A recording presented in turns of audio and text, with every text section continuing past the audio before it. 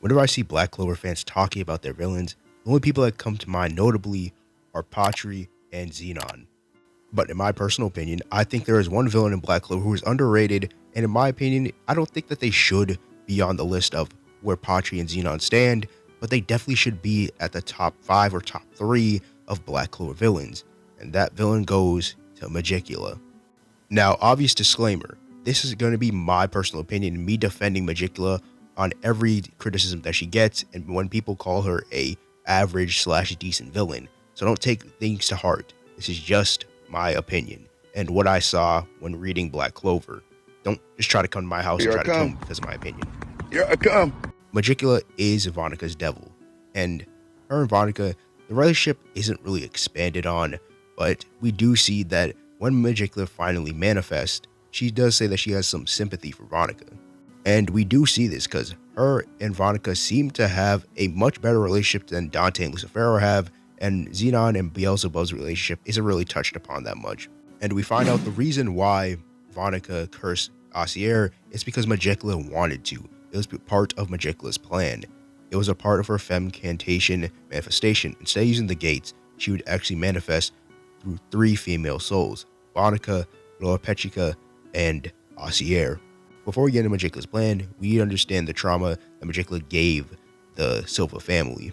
We can start with Nozel since it's the most quickest and simplest, but the most tragic, since he knows about the curse, but he can't say anything, or somebody will also get cursed, or he will die. And Nozel was basically in a tough pickle.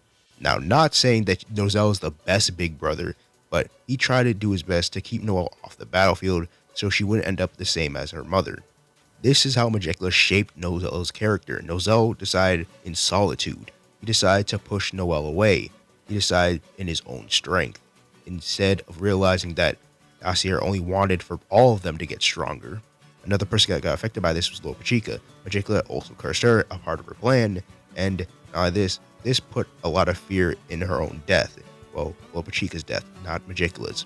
And while we get into the Spade Raid arc, it gives us layers to many characters like Gaja. Gaja, somebody who swore to protect Loa Pechica and to be the shield and be the spear for the Heart Kingdom, and feel like he failed in that mission because Loa Pechica got captured and got cursed. And what happened to her now? That she is now a devil. He feels like he's inadequate to be that spirit guardian because Magicula happened. Magicula made this impact happen.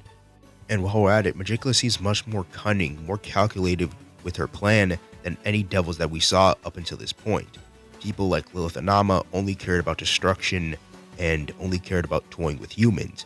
While Zagred, granted, yes, he was smart, but his plans were foiled, and he did have some of his dumb moments.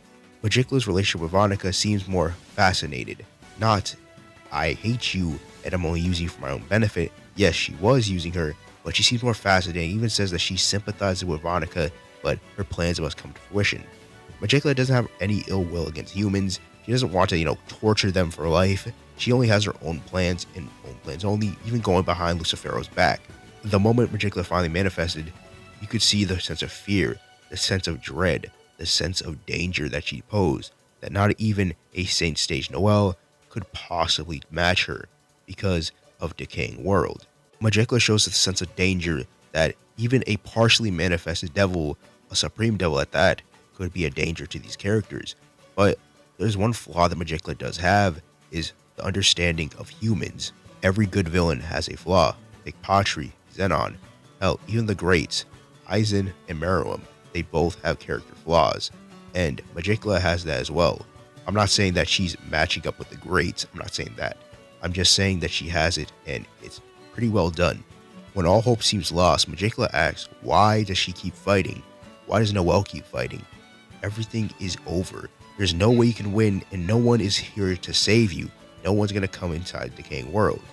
And this reminds me of the way Nozel was acting.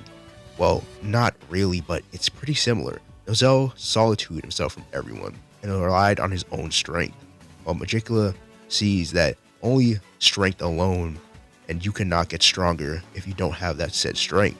And if you're backed up in a corner and you're not strong enough, it should be over. Nothing less, nothing more. You see that Magicula kind of parallels what Nozel did to Noelle, pushed her aside and considered her garbage. And Magicula thinks that Noelle can't do anything and she can't get stronger from here on out. To quote Magicula, Asir fought with the love for her children as her weapon. That man fought for his loyalty for the queen and swore allegiance. And you have hope that seems to doesn't exist. For everything that's so petty, why do you continue fighting?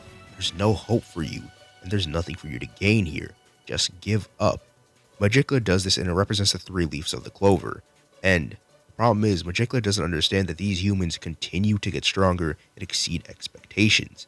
And she doesn't know this because she's been trapped in the underworld, where people, well, more so devils, who are on the bottom of the pile continue to get bullied and harassed by higher ones. And we could see this with Libe. Libe was common trash when he was in the underworld. He was treated, bullied, and tortured for his power and status. And the devils thought that there's no way you can go up the ranks because that's where you stand. That's your status. And that's what Magicula thinks. She was probably stuck in the underworld, which she was, and understood that her status was a supreme devil, but she could not touch the time devil Beelzebub or Lucifero.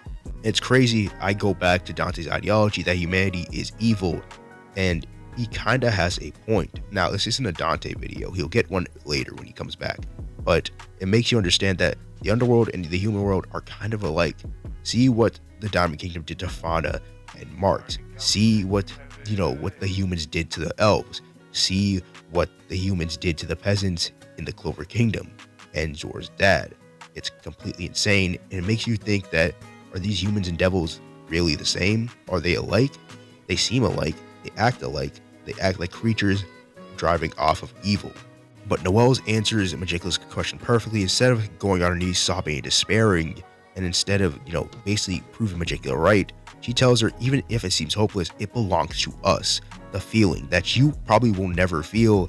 And yes, it may seem hopeless and there may be a slim chance of winning, but our power lies in never giving up. This shocks Magicula because she doesn't understand it. She wouldn't understand it because she doesn't understand what it means to have a chance or a slim chance of losing a battle, because she's always been at the top. And that's what Lilith and Nama felt. They felt fear. Magicula is just confused. She wants to learn more. She's been fascinated this whole entire fight by these humans. And instead of basically cussing them out and saying that they're worthless humans, they can't do nothing, she appreciates them.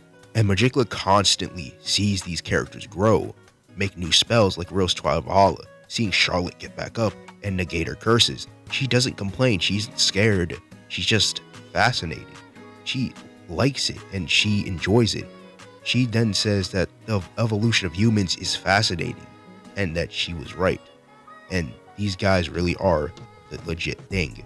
Now, people like to drag Magicula as a villain because she didn't kill anyone and Gaja got revived in her fight, so that automatically makes her a worse villain. But in my personal opinion, that doesn't really negate her down. It just negates the writing of the fight. But it doesn't negate her writing as a character. But it does kind of push Gaja down a bit, so it's kind of sad. Now, we finally get to the conclusion of this fight, and Magicula's answer to everything that she's been through this whole fight. Instead of, being the typical Black Clover devil and shouting and basically cussing out her opponent, she recollects herself, knowing that she has been defeated, but knowing that she can come back with the gate, most likely, and says that, I see I was wary, but it looks like I took interest in the power of human emotions, and it makes you feel a bit of a Ukiyor vibe to it. Now, I suggest you go read Bleach to understand what I'm going to say next, because I am going to get into a bit of Ukiyor analysis in 5 seconds. Now, Ukiyor's What is a Heart theme has been a great theme in Wako Mundo, and his parallels between Ichigo and him, and Orihime and him. And the greater dichotomy is that Ukiyor found the heart, and he found it inside of him. And when you actually look at the chapter, and when he found out what the heart was, you actually feel kind of sad because Ukiyor dies before he can get interested and take interest in people like Uryu, Orihime, and Ichigo. Magicula send off knowing what the human emotion is, and knowing that she was actually gaining interest in it. And we actually know that Magicula might come back. Now, obviously, she isn't going to die the same way Ukiyor did, but it's obvious that this was inspired by Kubo. I definitely think that Magicula is one of the best villains in the Spade Saga right now, but I think Zenon still holds the crown as the king of the villains. I think out of all the devils, Magicula seems like the only one that could possibly change. She could possibly gain a heart, and she could possibly come to appreciate others and have sympathy for others. And we see that evident when her send-off happens, and she seems to gain interest and now understands the human's emotions. But at the end of the day, tell me guys what you guys think about Magicula and her character. Did you like it? Did you hate it? Or were you in the middle? Personally, again, I will say it. Zenon is still the king of Black Clover villains in the Spade Saga. No one's touching him. But Magicula definitely is the second best. No contest. But if you did enjoy this video and want to see more analysis like this, make sure to leave a like and subscribe, hit the bell notification to always stay notified whenever I upload a video. Pushes my video to a ton and a new amazing people. Now that was it for today's Black Clover video. It has been the Red Cloak. I'm going to head up out of here, guys. Peace out, and I'm out. See ya.